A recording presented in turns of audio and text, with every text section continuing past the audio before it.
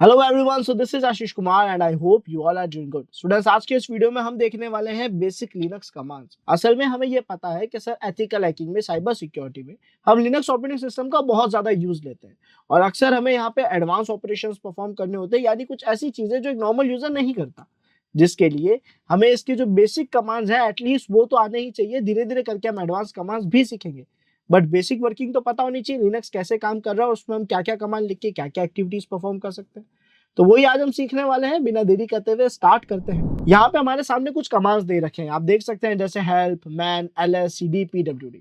हम इन सारे कमांड्स को एक साथ समझेंगे। पहले इनकी बेसिक डेफिनेशन देख लेते हैं। हेल्प कह रहा है so shows your basic commands and their use, यानी आपके बेसिक कमांड्स दिखाता है और उनका काम भी दिखाता है कि वो क्या और कैसे काम करेंगे। मैन क्या कर रहा है, shows your complete manual of that command और प्रोग्राम, यानी ये कह रहा है कि आपका कोई भी पर्टिकुलर एक कमांड या किसी टूल, किसी प्रोग्राम की कंप्लीट जो मैनुअल होती है वो आपको दिखा देता है। हमने कहा ठीक है। एलएस की डेफिनेशन कह रही है list all the folders and files of a directory, यानी एक फोल्डर के अंदर पड़े हुए सभी फोल्डर्स और फाइल्स हमें दिखा देता है एलएस कमांड। सीडी क्या कह रहा है, सीडी की डेफिनेशन कह रही है चेंज डायरेक्टरी, और इसके आगे लिखा हुआ है one folder to another folder, जिसका मतलब है कि सर आप एक फोल्डर से दूसरे फोल्डर में इजीली जंप कर सकते हैं, अपनी लोकेशन बदल सकते हैं। देन हमारे पास है पीडब्ल्यूडी कमांड, जिसकी डेफिनेशन कह रही है प्रिंट वर्किंग डायरेक्टरी, यानी सर ये क्या करता है कि आपकी जो करंट लोकेशन है, आप जिस करंटली फोल्डर पे फिलहाल एक्टिव है, यानी जिस फोल्डर पर भी आप बैठे हैं, उस फोल्डर की लोकेशन बता देगा कि ये आपकी करंट वर्किंग डायरेक्टरी, आप इस जगह पे भी अपने टास्क को परफॉर्म कर रहे हो। तो ये कुछ कमांड्स की डेफिनेशन, आई होप आपको आइडिया लगा होगा। अब मजा तो तब आएगा जब इसे प्रैक्टिकल करके देखेंगे। तो हम एक काम करते हैं, चलते हैं हमारी काली मशीन की तरफ और वहां पे इन्हीं कमांड्स को प्रैक्टिकल करके देखेंगे। सो ये स्टूडेंट्स, हमारी काली मशीन स्टार्ट हो चुकी है। यहाँ पे अगर आप देखें तो ये हमारा टर्मिनल है। टर्मिनल यानी सर एक ऐसा विंडो जिसके जरिए हम सारे कमांड्स रन करने वाले हैं, तो इससे हमें फेमिलियर होना पड़ेगा। ये हमारे काफी काम आने वाला है, इसे थोड़ा जूम कर लेता हूँ, आप देख पा रहे हैं यहाँ पे। तो यहाँ मैं जो कमांड्स चाहूँ लिख सकता हूँ। क्या क्या कमांड्स है, कैसे लिखने हैं, फिलहाल हम देख लेंगे। बट एक बहुत बेसिक सी चीज अगर हम समझे तो यहाँ पे GUI भी है, ग्राफिकल यूजर इंटरफेस भी तो है, हम सारे काम ग्राफिकली कर सकते हैं। एग्जाम्पल के तौर पे अगर ये थर्ड ऑप्शन को आप देखो तो ये क्या है, ये फाइल मैनेजर है ना, जिसके जरिए हम फाइल्स और फोल्डर्स में जाके देखते हैं क्या क्या डेटा पड़ा है। जैसे दिस पीसी में देखने को मिलता है विंडोज में, तो कुछ वैसे ही है ये, या माय पीसी आप कह सकते हैं। तो मैं उस फोल्डर में ओपन फोल्डर पर क्लिक करूंगा तो आप देख सकते हैं ये मुझे सारे फोल्डर्स, उसके अंदर पड़ी हुई डिफरेंट डिफरेंट टाइप्स की फाइल्स, उनके नाम, उनके एक्सटेंशन सब दिखा रहा है। यहाँ पे भी डेस्कटॉप, डॉक्यूमेंट्स, डाउनलोड्स, पिक्चर्स, वो सारे डायरेक्टरीज यानी फोल्डर्स हैं। ये जो एक्टिविटीज अभी मैं कर रहा हूँ ये ग्राफिकली कर रहा हूँ। अब सर यहाँ पे अगर मैं काली फोल्डर में जाता हूँ और अपनी करंट लोकेशन देखना चाहता हूँ कि मैं अभी किस फोल्डर पे बैठा हूँ, तो मैं क्या करूंगा, यहाँ ऊपर क्लिक करूंगा। आप देख सकते हैं ये बता रहा है कि सर होम फोल्डर के अंदर काली नाम का फोल्डर है, वो आपके अभी करंट लोकेशन है और उस फोल्डर में ये सारे फाइल्स और फोल्डर्स पड़े हैं। अब ये सेम चीज सर अगर हम टर्मिनल के जरिए देखना चाहें तो कैसे पॉसिबल है। तो पहला हमारा टास्क है टर्मिनल के जरिए ये देखें कि मेरी करंट लोकेशन क्या है। तो जैसा हमने देखा था सर, pwd नाम का एक कमांड है, वो बता देता है कि आपकी करंट लोकेशन क्या है। हमने एंटर प्रेस करा तो ये भी बता रहा है कि सर आप होम के अंदर काली नाम का फोल्डर है, उसी जगह पे आप अभी बैठे हैं, ये आपकी करंट लोकेशन है, एक्टिव लोकेशन है। तो सर अगर हम फाइल मैनेजर में देखें, इस जगह पे तो बहुत सारे फाइल्स और फोल्डर्स पड़े, हमें क्यों नहीं शो हो रहे। तो शायद उसके लिए हमें कोई कमांड लिखना पड़ेगा जो एक फोल्डर में पड़े हुए सभी फाइल्स और फोल्डर्स हमें दिखाता है, और वो कमांड ls कमांड है। ls क्या कह रहा था, ls कह रहा था कि सर एक फोल्डर के अंदर जो भी डेटा पड़ा है, फाइल्स, फोल्डर्स, जो भी चीजें पड़ी है, मैं आपको सारी शो कर दूंगा। तो हमने ls लिख के एंटर प्रेस करा और आप देख सकते हो यहाँ पे हमें यही डेस्कटॉप, डाउनलोड्स, डॉक्यूमेंट्स, ये सारे फाइल फोल्डर्स विजिबल है, जो कि ग्राफिकली भी विजिबल थे। Amit, desktop, downloads, documents, I hope clear visible होगा आप सभी को। हम इसे क्लोज कर देते हैं। हाँ, सो सारे फोल्डर्स हमें यहाँ पे विजिबल है। इसका मतलब ls की मदद से हम एक फोल्डर में पड़े हुए सभी फाइल्स और फोल्डर्स देख सकते हैं। अब सवाल ये है कि सर अगर मैं यहाँ पे देखना चाहूँ डाउनलोड्स फोल्डर में क्या पड़ा है, तो ग्राफिकली क्या करेंगे सर, डबल क्लिक करेंगे, उस फोल्डर के अंदर चले जाएंगे और इसके अंदर पड़ा हुआ सारा डेटा हम देख सकते हैं। अब मेरी करंट लोकेशन क्या है, तो सर अगर हम यहाँ क्लिक करें तो आप देख सकते हैं होम, काली एंड डाउनलोड्स आपकी जो है वो करंट लोकेशन है। सेम चीज अगर हम टर्मिनल पे करना चाहें, यानी यहाँ पे हम डाउनलोड्स फोल्डर में जाना चाहें, तो उसके लिए हम कमांड यूज लेते हैं cd कमांड। cd का मतलब है एक फोल्डर से दूसरे फोल्डर में जंप करना, एक जगह से दूसरी जगह पे पहुंचना। आपको बस बताना पड़ेगा कि आपको जाना कहाँ है। तो मैंने यहाँ पे लिखा डाउनलोड्स एंड एंटर प्रेस कर दिया। अब अगर मुझे अपनी करंट लोकेशन देखना है, वेरी गुड स्टूडेंट्स, हम pwd कमांड का यूज लेंगे, एंटर प्रेस करेंगे तो मेरी करंट लोकेशन डाउनलोड हो चुकी है, सेम वही लोकेशन जो मेरे फाइल मैनेजर में थी। इसके अंदर पड़ा हुआ डेटा देखना चाहते हैं सर, ls कमांड का यूज लेंगे और हम सारे फाइल्स और फोल्डर्स देख सकते हैं जो डाउनलोड्स के अंदर पड़े थे। तो यहाँ पे हमने cd के जरिए एक फोल्डर से दूसरे फोल्डर में जाना समझा, ls के जरिए उसके अंदर पड़ा हुआ कंटेंट जो है, जो डेटा पड़ा है वो देखना सीखा। अब ऐसा अगर हम करना चाहें कि सर हमारी करंट लोकेशन तो डाउनलोड्स है, लेकिन अगर मैं देखना चाहूं कि डेस्कटॉप पे क्या डेटा पड़ा है, जो मैं यहाँ पे एक क्लिक में देख पाया, क्या यहाँ भी वो पॉसिबल है? क्या एक कमांड से हम देख सकते हैं कि डेस्कटॉप में क्या डेटा पड़ा है? तो हाँ, ये पॉसिबल है।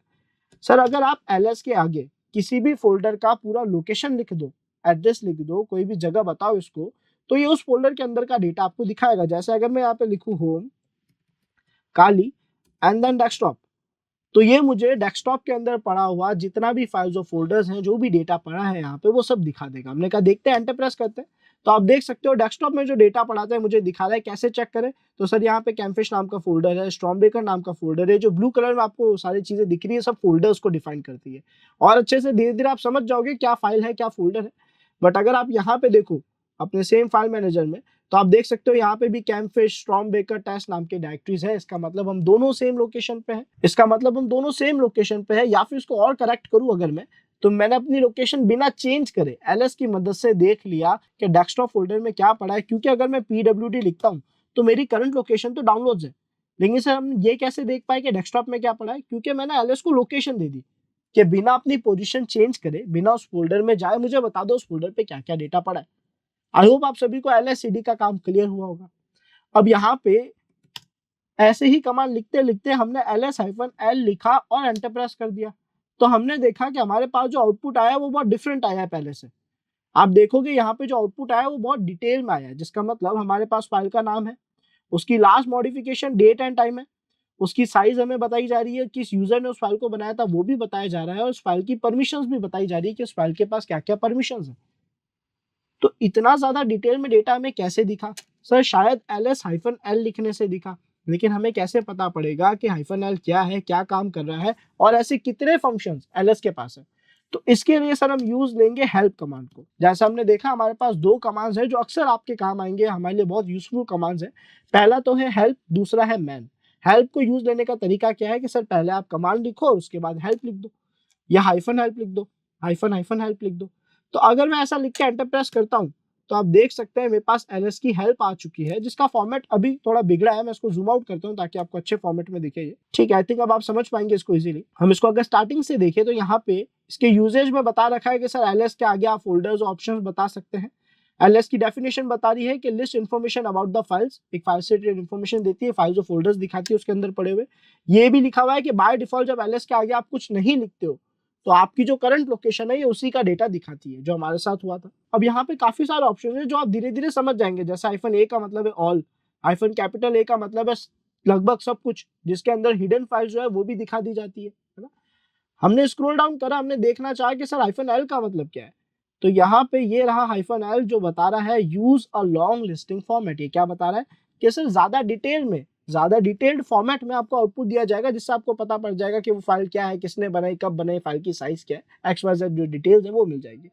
तो ऐसे ही हर एक कमांड में मल्टीपल फंक्शंस होते हैं, या फिर हर एक कमांड का डिफरेंट वर्क होता है। तो अगर आप कहीं भी कंफ्यूज होंगे तो आप हेल्प या मैन का यूज ले सकते हैं। अब मैन का यूज कैसे लिया जाए? तो मैन को यूज लेने का तरीका थोड़ा सा डिफरेंट है। हेल्प कैसे यूज ले लेते हैं? पहले कमांड लिखो फिर हेल्प लिखो। मैन को यूज लेने का तरीका यह है कि पहले मैन लिखो फिर कमांड लिखो। अब अगर मैं एंटर प्रेस करता हूं तो मेरे पास ls की जो मैनुअल है वो आ जाएगी। और ये मैनुअल नॉर्मली क्या होता है, जब भी हम कोई डिवाइस खरीद के लाते हैं, जब भी हम कोई चीज परचेस करते हैं, उसके साथ एक मैनुअल बुक आती है जो बहुत अच्छे से कोशिश करती है सिस्टमैटिक तरीके से हमें चीजें समझा दे कि वो चीज कैसे काम करती है। तो वही चीज मैनुअल यहाँ पे करेगा। आप देखोगे तो हेल्प के कंपैरिजन में मैनुअल जो है वो हमें अच्छी ग्राफिक्स या अच्छे फॉर्मेट में समझाएगा कि हमारा कमांड क्या है और कितना और क्या क्या काम कर सकता है। तो आप देख सकते हो यहाँ पे नेम में इसका नाम बताया, इसका फुल फॉर्म बताया, लिस्ट डायरेक्टरी कंटेंट, इसको यूज लेने का तरीका बताया। उसके बाद इसके सभी कमांड्स को इसने हाईलाइट कर दिया और उसकी डेफिनेशन को अच्छे तरीके से यहाँ पे लिख दिया। अगर यहाँ पे इसको किसी चीज पे ज्यादा फोकस करना होगा तो ये कलर्स भी ऐड कर देगा, डिपेंड करता है कि उसको क्या चीज दिखानी है ना। बट बहुत अच्छे फॉर्मेट में सारी इंफॉर्मेशन हमें यहाँ पे दिखा रहा है, जो कि हमारे लिए काफी काम की साबित होगी आगे चल के, अगर हमें कहीं भी कोई कॉम्प्लिकेशंस होती है तो कमांड्स को यूज लेने में। आई होप स्टूडेंट्स ये जो हमारे कमांड्स थे help, man, LS, CD, PWD, इन सब का काम क्लियर हुआ होगा। अब बढ़ते हैं नेक्स्ट कमांड्स की तरफ, जहां पे हमारे पास है डीआईआर कमांड। एक सेम कमांड एलएस की तरह, एलएस क्या कर रहा था, फाइल फोल्डर्स दिखा रहा था, डीआईआर भी दिखाता है। खास बात यह है कि डीआईआर सर विंडोज का जो सीएमडी होता है, जिसको हम कमांड प्रॉम्प्ट कहते हैं, वहां भी सपोर्ट करता है। एलएस नहीं करता, डीआईआर करता है। देन एमकेडीआईआर क्या काम आता है सर, एक फोल्डर बनाने के काम आता है। सीपी क्या काम आता है, कॉपी करने के काम। मूव, एक जगह से किसी फाइल को दूसरी जगह मूव करने के काम। आरएम क्या करता है, किसी फाइल या फोल्डर को डिलीट करने का काम करता है। अब इन चीजों को भी प्रैक्टिस करके देखते हैं कि असल में वर्क करते कैसे हैं। तो हम फिर से चलेंगे हमारी काली मशीन पे, और हमारी इस मैनुअल को एग्जिट करने के लिए हम क्यू बटन प्रेस करेंगे। जैसा कि आप देख सकते हैं यहाँ पे क्यू टू क्विट लिखा हुआ है, तो हम क्यू प्रेस कर रहे हैं, क्विट हो चुके हैं हम। अब सर हमारे जो बाकी के कमांड्स थे, जिसमें हमारा सबसे पहला कमांड था DIR, अगर मैं लिख के एंटर प्रेस करता हूँ तो आप देख सकते हैं ये सभी फाइल और फोल्डर्स हमें यहाँ पे दिखा रहा है। ये सेम कमांड विंडोज में भी काम करता है। इसका मतलब अगर आप अपने विंडोज में CMD यानी कमांड प्रॉम्प्ट लिखते हैं और उसमें जाते हैं, तो ये विंडोज का टर्मिनल है आप कह सकते हैं, और यहाँ DIR लिखोगे तो यहाँ भी आपको सारे फाइल और फोल्डर्स ये दिखाएगा। लेकिन अगर LS लिखोगे तो कोई आउटपुट नहीं आएगा। आई होप सभी को विजिबल होगा ये। सो अब हम इसको बंद करते हैं। डीआर का काम समझ आ गया होगा, ये बिल्कुल एलएस की तरह ही फाइल फोल्डर्स दिखाता है हमें। हम डिस्प्ले को थोड़ा क्लीन कर देते हैं और नेक्स्ट कमांड की तरफ बढ़ते हैं कि सर अगर हम हमारी करंट लोकेशन में एक फोल्डर बनाना चाहें, जैसे एग्जाम्पल के तौर पे मैं यहाँ पे आशीष नाम का एक फोल्डर बनाना चाहूँ, तो क्या अभी यहाँ पे कोई फोल्डर है आशीष नाम का? नहीं। तो कैसे फोल्डर क्रिएट करा जाएगा? तो सर इसके लिए हम कमांड लिखेंगे MKDIR। MKDIR का फुल फॉर्म है मेक डायरेक्टरी, यानी फोल्डर बनाओ। मुझे बस करना ये है कि कौन सा फोल्डर बनाना है और कहाँ बनाना है वो बताना है। यानी अगर मैं केवल आशीष लिख देता हूँ तो ये आशीष नाम का फोल्डर सेम लोकेशन पे बना देगा, और अगर मैं इसे कोई लोकेशन देता हूँ कि इस जगह पे जाके फोल्डर बनाओ, तो वहां वो फोल्डर क्रिएट कर देगा। फिलहाल मैंने एंटर प्रेस करा, और अब अगर मैं एलएस लिखता हूँ तो मैं देख सकता हूँ कि सर यहाँ पे आशीष नाम का फोल्डर क्रिएट हो चुका है, जो ऑब्वियसली फिलहाल एम्प्टी फोल्डर है, इसमें अभी कोई भी डेटा नहीं है। यानी अगर मैं यहाँ पे CD आशीष लिखूं, ऑल एलएस करूं, तो इसके अंदर कोई भी डेटा नहीं है। और मेरी करंट लोकेशन क्या है, home, Kali, downloads and Ashish. I hope आपको समझ आ गया होगा कि फोल्डर क्रिएट कैसे हो रहा है। अब सवाल ये है कि क्या सर हम किसी फोल्डर को एक जगह से दूसरी जगह कॉपी कर सकते हैं, यानी उसकी एक फाइल तो हमारी जगह पे भी रहे, उसका एक और क्लोन फाइल क्या मैं किसी और जगह पे बना सकता हूँ? तो सर ये शायद CP कमांड के जरिए पॉसिबल हो सकता है। CP का मतलब था कॉपी करना, और कॉपी करने का प्रोसेस बहुत ईजी है। किसको कॉपी करना है और कहाँ कॉपी करना है, हमें बस इतना बताना है। जैसे सर हमारे पास आशीष नाम का फोल्डर था, तो हमने वो यहाँ पे लिख दिया। अब उसको कॉपी कहाँ पे करना है, तो उसकी लोकेशन लिख दो, जैसे हमने लिखा होम, काली एंड डेस्कटॉप। तो यानी यहाँ पे मैं चाहता हूँ कि मेरा जो आशीष नाम का फोल्डर है वो डेस्कटॉप फोल्डर में जाकर कॉपी हो जाए, एक फाइल यहाँ भी रहे और उसकी एक फाइल वहां भी क्रिएट हो जाए। मैंने एंटर प्रेस करा, तो अब ये बोल रहा है, यहाँ पे एक ऑप्शन हमें शो कर रहा है कि -R नॉट स्पेसिफाइड। एक चीज याद रखिएगा, कभी भी अगर आपको ऐसी एरर दिखे तो उसे अच्छे से पढ़ना। वो एरर हमेशा आपको सॉल्यूशन बताती है कि आप क्या कर सकते हो। यहाँ पे ये कह रहा है कि सर आपने -R को यूज नहीं लिया है और आप एक डायरेक्टरी को कॉपी करने की कोशिश कर रहे हो, जो शायद डायरेक्टली पॉसिबल नहीं है। -R क्या काम करता है, तो हमने कहा सर हम CP -help लिख के देख सकते हैं, है ना। तो यहाँ पे -R का काम देख लेते हैं क्या वर्क कर रहा है। -R के आगे लिखा हुआ है रिकर्सिव, और रिकर्सिव की डेफिनेशन कह रही है कि सर जो फोल्डर्स होते हैं उन्हें रिकर्सिवली कॉपी करने में, आप कह सकते हो एक तरीके से फोर्सफुली, या फिर आप कह सकते हो कि किसी रूल को बाईपास करके कि भाई फोल्डर हम फिर भी इसको कॉपी करना चाहेंगे, वो यहाँ पे -R ऑप्शन कर रहा है। तो इसका मतलब सर हमें हमारे कमांड में जो लास्ट हमने लिखा था CP आशीष और उसको कहाँ पे कॉपी करना है, उसके साथ हमें बस -R लिखना है। कहीं भी लिख सकते हो, स्टार्टिंग में भी लिख सकते हो, एंडिंग में भी लिख सकते हो, यानी CP के बाद भी लिख सकते हो और फोल्डर्स के बाद भी लिख सकते हो। मैंने एंटर प्रेस करा, सर कोई एरर तो नहीं आया। अब अगर मैं देखना चाहूँ कि डेस्कटॉप लोकेशन पे हमारा ये फोल्डर की कॉपी बनी है या नहीं, तो उसके लिए हम क्या करेंगे, LS होम काली डेस्कटॉप, एंटर प्रेस करा, तो सर हम देख सकते हैं यहाँ पे आशीष नाम का फोल्डर क्रिएट हो चुका है। इसका मतलब CP ने अपना काम बहुत अच्छे से करा। अब सवाल यह है कि सर अगर मैं उस फोल्डर को यहाँ से उठाकर डॉक्यूमेंट्स फोल्डर में रखना चाहूँ, यानी मूव करना चाहूँ, कॉपी नहीं बनाना, मुझे मूव करना है, इसको यहाँ से कट करना है और कहीं और पे पेस्ट करना है, यानी मूव करना है, तो कैसे पॉसिबल है? शायद ये MV कमांड के जरिए पॉसिबल होगा। MV का भी वर्क करने का तरीका बहुत आसान है, किसको मूव करना है और कहाँ मूव करना है। तो मैंने इसे बताया कि होम फोल्डर में काली नाम का फोल्डर है, उसमें डेस्कटॉप नाम का फोल्डर है, वहां पे आशीष नाम का फोल्डर है। इस पर्टिकुलर फोल्डर को, आशीष फोल्डर को हमें मूव करना है, कहाँ करना है, तो मैंने उसकी भी location they the home Kali documents में। अब अगर मैं एंटर प्रेस करता हूँ और फिर से डेस्कटॉप फोल्डर के अंदर क्या क्या डेटा पड़ा है वो देखता हूँ, तो आप देख सकते हो यहाँ से आशीष फोल्डर जो था वो डिलीट हो चुका है, हट चुका है। डिलीट तो नहीं, कट हो चुका है। और अगर मैं डॉक्यूमेंट्स फोल्डर में जाके देखूं, यानी अगर मैं लिखूं ls स्पेस होम काली डॉक्यूमेंट्स और एंटर प्रेस करूं, तो आप देख सकते हो यहाँ पे वो फोल्डर पेस्ट हो चुका है। इसका मतलब कट पेस्ट भी सक्सेसफुली हुआ। अब सर अगर हम इस फोल्डर को डिलीट करना चाहें तो कैसे होगा? तो उसके लिए हम rm कमांड का यूज ले सकते हैं। rm dir से भी डिलीट होगा और rm से हर तरीके के फाइल फोल्डर डिलीट हो जाते हैं, है ना। तो हमने rm स्पेस आशीष लिखा और एंटर प्रेस करा, लेकिन सर हमारी करंट लोकेशन पे तो ऐसा फोल्डर है ही नहीं, क्योंकि वो तो हमने डेस्कटॉप फोल्डर डॉक्यूमेंट्स में रखा हुआ है। तो हमने यहाँ पे लिखा होम काली डॉक्यूमेंट्स, यानी हमने हमारी लोकेशन चेंज करी। पहले ls लिख के देखा कि यहाँ पे आशीष नाम का फोल्डर है, फिर से हमने आने वाला कमांड लिखा, ऑल्दो पुरानी लोकेशन पे भी था, लेकिन हमें डिलीट कौन सा करना था? डॉक्यूमेंट्स वाला करना था। हमने rm आशीष लिखा, इसने मुझे एरर दिया। अब एरर को वापस देखेंगे, एरर सेम है, लेकिन हमें डॉक्यूमेंट्स के आशीष को डिलीट करना था, इसलिए हम इस फोल्डर में आए। यहाँ पे लिखा हुआ है can not remove Ashish is a direct. Sir ये तो एक फोल्डर है, हम इसे रिमूव नहीं कर सकते। अब क्या करें? सर शायद rm की हेल्प देखकर हमें एक ऑप्शन मिले जो हम पहले भी यूज दे चुके हैं और वो हमारे लिए काम का हो। तो हमने स्क्रॉल अप करा, यहाँ पे हमें -r दिखा, जिसने कहा कि सर इसकी मदद से आप फोल्डर्स को डिलीट कर सकते हो। तो हमने कहा ठीक है, हमने लास्ट टाइम भी -r को यूज लिया था cp के साथ, कॉपी के साथ। तो हमने अपना कमांड फिर से लिखा और इसके साथ -r लिख दिया और एंटर प्रेस करा। अब अगर मैं ls लिखता हूं तो क्या हमें यहाँ पे आशीष नाम का फोल्डर दिख रहा है? नहीं दिख रहा। इसका मतलब हम सक्सेसफुली कॉपी पेस्ट मूव या डिलीट जो है वो ऑपरेशन परफॉर्म कर पाए, फोल्डर क्रिएट करने का जो ऑपरेशन है वो परफॉर्म कर पाए। सो अब स्टूडेंट्स देखते हैं कुछ और कमांड जो शायद हमें थोड़ा और अपडेट कर दे, लिनक्स के बारे में कुछ और चीजें भी सिखा दे। तो यहाँ पे हमारे पास अब जो कमांड है उसमें सबसे पहला कमांड है sudo su। क्या कह रहा है? ग्रांट रूट प्रिविलेजेस, यानी सर इसकी मदद से हमें एडमिन की ताकत मिलती है, एडमिन की परमिशन मिलती है। क्या है, कैसे काम करेगा भी देखेंगे। देन कैट ये क्या करता है? सर एक फाइल के अंदर जो भी डेटा लिखा हुआ है ये टर्मिनल पे दिखा देता है हमें कि उसके अंदर क्या क्या डेटा लिखा हुआ है। देन आता है नैनो। ये क्या है? सर एक फाइल एडिटर है, एक कमांड लाइन फाइल एडिटर है जिसकी मदद से मैं किसी भी फाइल्स में डेटा लिख सकता हूँ, डिलीट कर सकता हूँ। देन gedit, सर ये ग्राफिकल फाइल एडिटर है, ये भी एक सॉफ्टवेयर है जिसकी मदद से फाइल एडिटिंग पॉसिबल हो पाती है। जैसे अगर मैं बात करूं हमारी विंडोज मशीन की, तो वहां पे नोटपैड यूज होता है, कुछ वैसा ही। उसके अलावा हमारे पास chmod यानी चेंज मोड नाम का एक कमांड है जो फाइल की परमिशन चेंज करने में हमारी मदद करता है।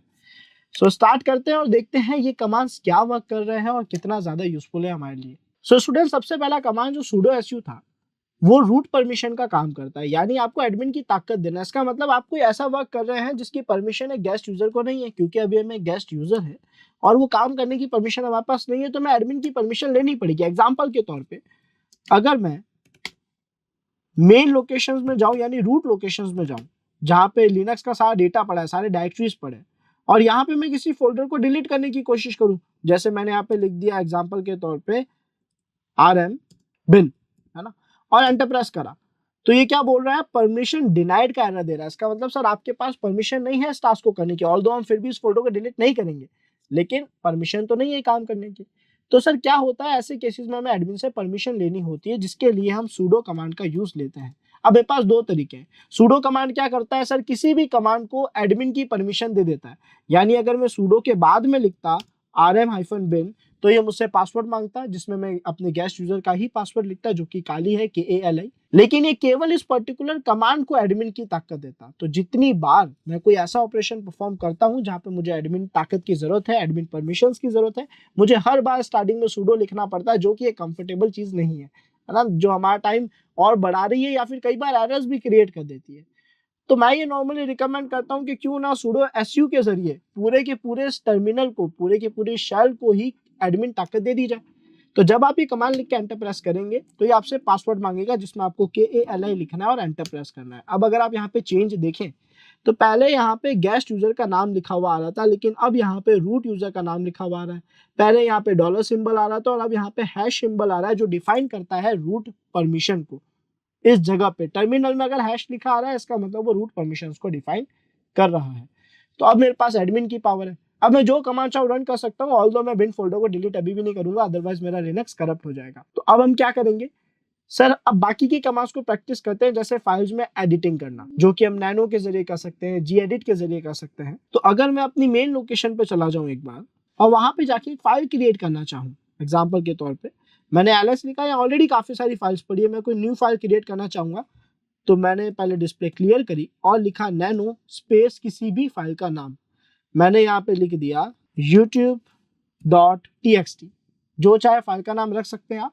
जब मैं एंटर प्रेस करूंगा तो अगर इस नाम की फाइल पहले से बनी हुई होती तो ये उसे ओपन कर देता, और अगर नहीं होगी तो नई फाइल क्रिएट कर देगा। इसने क्रिएट कर दी। अब ये कमांड लाइन एडिटर है तो कर्सर का यहाँ पे कोई रोल नहीं है, मुझे सब कुछ एरो कीज या कीबोर्ड के जरिए ही करना पड़ेगा। तो मैंने यहाँ पे लिखा है दिस इज आशीष, और इसके बाद में हमने यहाँ पे लिखा ECHO, और ये क्या काम करता है कि सर इसके अंदर आप जो भी डेटा लिखोगे, जैसे यहाँ पे लिखा मैंने हाउ आर यू, तो हमने यहाँ पे एक कमांड लिखा या हमने इस ECHO के अंदर एक सेंटेंस लिखा। ये क्या करेगा कि सर इसके अंदर आपने जो भी डेटा लिखा ये टर्मिनल पे प्रिंट कर देगा। इसका मतलब ये एक कमांड है, ये एक फंक्शन है। हमने यहाँ क्यों लिखा ये मैं आपको समझाता हूँ। मैं फिलहाल इस फाइल को सेव करूंगा और क्लोज कर दूंगा Ctrl+X के जरिए। सेव करने के लिए हमने Ctrl+S कमांड का यूज लिया और एग्जिट करने के लिए Ctrl+X कमांड का यूज लेंगे। आप देख सकते हो यहाँ पे ये एग्जिट के लिए Ctrl+X बताया जा रहा है।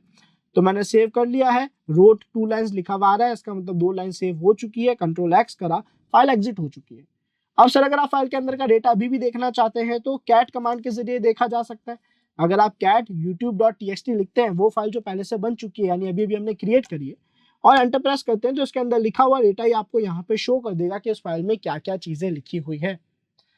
सर अगर मैं ग्राफिकली एडिटिंग करना चाहता तो यानी अगर मैं नैनो एडिटर से कंफर्टेबल नहीं हूं तो मैं क्या करूं, तो उसके लिए हम gedit कमांड का यूज लेंगे जिसका मतलब है ग्राफिकल एडिट, और यहाँ पे हम अपनी फाइल का नाम बता देंगे YouTube। एंटर प्रेस करा तो आप देख सकते हैं यहाँ पे एक फाइल एडिटर ओपन हो चुका है जिसमें मैं ग्राफिकली जो चाहे कर सकता हूँ यहाँ पे। तो फिलहाल हमें कुछ मॉडिफिकेशन तो नहीं करनी है, चाहे तो कर सकते हैं। मैं इसको ऐसे ही सेव करके क्लोज कर दूंगा। ये सारे टास्क जो मैं कर रहा हूँ रूट परमिशन में कर रहा हूँ, आई होप सभी को विजिबल होगा। अब अक्सर होता यह है कि सर जब भी आप लिनक्स में एक फाइल क्रिएट करते हो तो जब आपको याद होगा, मैं कूल फीचर्स जब पढ़ा रहा था तो मैंने बताया था लिनक्स हर एक फाइल को नॉर्मल ट्रीट करता है, किसी के पास भी एक्स्ट्रा कुछ परमिशन नहीं होती डायरेक्ट रन होने की। एक फाइल के पास असल में 3 परमिशंस होती है, इस पे भी हम डिस्कशन कर लेते हैं। सो स्टूडेंट्स, असल में जब हम लिनक्स के जरिए कोई भी फाइल क्रिएट करते हैं तो उस फाइल के पास 3 ही परमिशंस हो सकती है, जरूरी नहीं है हर बार होगी, लेकिन एक फाइल के अंदर 3 ही चीजें हम परफॉर्म करते हैं। यूजर को फाइल से 3-4 चीजें ही परमिशन देते हैं। जैसे सर या तो एक फाइल के अंदर जो लिखा है हम उस डेटा को रीड करेंगे, जिसको हम आर से डिफाइन करते हैं। आर का मतलब रीड है, उसके अंदर जो भी डेटा लिखा हम उसे पढ़ेंगे। या फिर हम क्या करेंगे, उस फाइल के अंदर कुछ ना कुछ मॉडिफिकेशन करेंगे, कुछ डेटा लिखेंगे, अपडेट करेंगे। तो ये हम क्या कर रहे हैं, यहाँ पे राइट कर रहे हैं, तो दूसरी परमिशन राइट की हो जाएगी। तीसरा हो सकता है कि सर इस फाइल में नॉर्मल डेटा नहीं, कोई प्रोग्राम लिखा हुआ है। तो अगर यहाँ पे कोई प्रोग्राम लिखा हुआ है, इसका मतलब क्या होगा, ये एग्जीक्यूट होगा, रन होगा। जैसे आपकी .exe फाइल्स होती है, वो क्या होती है, सीधा एग्जीक्यूट होती है, रन होती है। तो यहाँ पे एग्जीक्यूटेबल परमिशन तीसरी परमिशन है जो एक फाइल के पास हो सकती है। अब खास बात यह है कि सर जब आप लिनक्स में एक फाइल क्रिएट करते हो तो वो उस फाइल को केवल और केवल 2 परमिशन देता है। कौन कौन सी सर, केवल रीड और राइट की, एग्जीक्यूटेबल परमिशन नहीं देता। तो इसका मतलब कोई भी मिलिशियस प्रोग्राम या सिस्टम में डायरेक्ट रन हो ही नहीं सकता, बिकॉज उसके पास एग्जीक्यूट होने की परमिशन नहीं है। लेकिन सर हम किसी भी फाइल को चाहें तो कोई परमिशन दे भी सकते हैं और उससे चाहें तो कोई परमिशन छीन भी सकते हैं। कैसे, उसके लिए हम कमांड यूज लेते हैं chmod, चेंज मोड।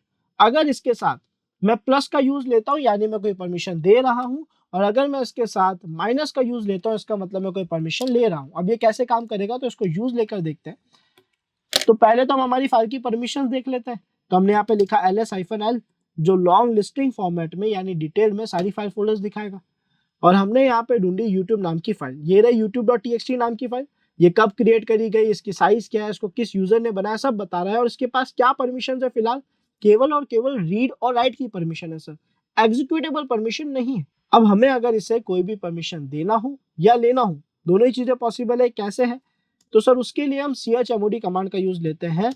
और अगर मैंने इसके साथ लिखा +x यानी एग्जीक्यूट और फाइल का नाम, जैसे कि हमारा फाइल का नाम है youtube.txt, और एंटर प्रेस करा तो उस फाइल को ये एग्जीक्यूटेबल परमिशन दे देगा। ls-l के जरिए आप सभी को दिखा देता हूँ। अब इस फाइल के पास एग्जीक्यूटेबल परमिशन भी आ चुकी है, इसका कलर भी ग्रीन हो चुका है, जिसका मतलब इसके पास रन होने की पावर्स है। और अगर सर हम इससे कोई परमिशन छीनना चाहें तो, यानी सर अगर हम यहाँ पे कमांड लिखते हैं chmod रीड, राइट और एग्जीक्यूट, या केवल राइट और एग्जीक्यूट, जो भी चाहे हम कर सकते हैं, है ना। और एंटर प्रेस करता और फिर से ls लिख के देखता या फिर ls-l लिख के देखता, तो हम देख सकते हैं इसके पास केवल और केवल रीड की परमिशन ही बची है। फिलहाल वापस तीनों परमिशन इसको लौटा देते हैं। तो हमने यहाँ पे प्लस लिखा, फिर से रीड, राइट और एग्जीक्यूट की परमिशन यहाँ पे ऐड कर दी गई है। फिर से ls-l लिखते हैं, तो अब इसके पास वापस से तीनों परमिशंस आ चुकी है। आई होप आपको ये तो क्लियर होगा कि इस फाइल को परमिशन दी कैसे जाती है, ली कैसे जाती है किसी भी फाइल के साथ। अब ये समझेंगे कि फाइल को अगर परमिशन दी है तो वो रन भी तो हो सकती है, एग्जीक्यूट भी तो हो सकती है, वो कैसे पॉसिबल है। तो किसी भी फाइल को जिसके पास एग्जीक्यूटेबल परमिशन है, अगर आपको रन करना है तो हम एक डिफॉल्ट कमांड यूज ले सकते हैं। कई बार ऐसा होगा कि डिफॉल्ट कमांड वर्क ना करे, हमें पर्टिकुलर वही टूल यूज लेना पड़े जो उस फाइल को रन कर सकता है, ऐसे भी चांसेस हैं। बट एक जो डिफॉल्ट कमांड है जो अक्सर हमारे काम आ जाता है वो है ./ आपको ./ और बिना स्पेस दिए फाइल का नाम लिखना है, जैसे youtube.txt। जब आप ये लिख के एंटर प्रेस करेंगे तो ये समझेगा कि इस फाइल में प्रोग्रामिंग लिखी हुई है और उसे रन करने की कोशिश करेगा। तो मैंने एंटर प्रेस करा। अब इसने क्या करा, पहली लाइन को जब रीड करा तो उसको जो सबसे पहला वर्ड दिखा वो था हाय, जो कि ऑब्वियस सी बात है एक नॉर्मल ह्यूमन लैंग्वेज का वर्ड है, कोई कमांड या कोई प्रोग्राम नहीं है। तो उसने बोला सर ऐसा तो हमें कुछ भी नहीं मिला, कोड या कमांड। लेकिन सेकंड लाइन में इसने क्या करा, हाउ आर यू जो था वो प्रिंट कर दिया। और क्यों करा, क्योंकि वहां पे हमने एक ऐसा फंक्शन यूज लिया था जिसके अंदर आप अगर कुछ भी लिखोगे तो वो टर्मिनल पे प्रिंट कर देगा। और वो कब करेगा, जब वो एग्जीक्यूट होगा, जब वो रन होगा। एक बार अगर आप देखना चाहें कि इस फाइल में क्या क्या लिखा था हमने, तो यहाँ लिखा था हाय दिस इज आशीष। तो जब पहली लाइन रन हुई, पहली लाइन को रन करने की कोशिश करी गई, तो यहाँ पे हाय वर्ड सबसे पहला आया, जो कि ऑब्वियस सी बात है, कोई भी कमांड या प्रोग्राम का हिस्सा नहीं है। तो उस केस में हमारे पास पहली लाइन को लेकर एरर आ गया। सेकंड लाइन को जब रीड करा गया तो ये कमांड का हिस्सा है, जिसकी वजह से इसके अंदर लिखा हुआ कंटेंट जो था वो प्रिंट हो गया। आई होप आपको फाइल्स को परमिशंस देना, फाइल्स क्रिएट करना, फाइल्स को रन करना, ये सारे टास्क क्लियर हो गए होंगे, यानी बेसिक लिनक्स कमांड जो है वो समझ आ गए होंगे। अब हम नेक्स्ट वीडियो में देखेंगे कि सर हमारी इस लिनक्स मशीन में हम अपने टूल्स इंस्टॉल किन किन तरीकों से कर सकते हैं और क्या बेस्ट तरीके हैं। So hackers, see you in next video.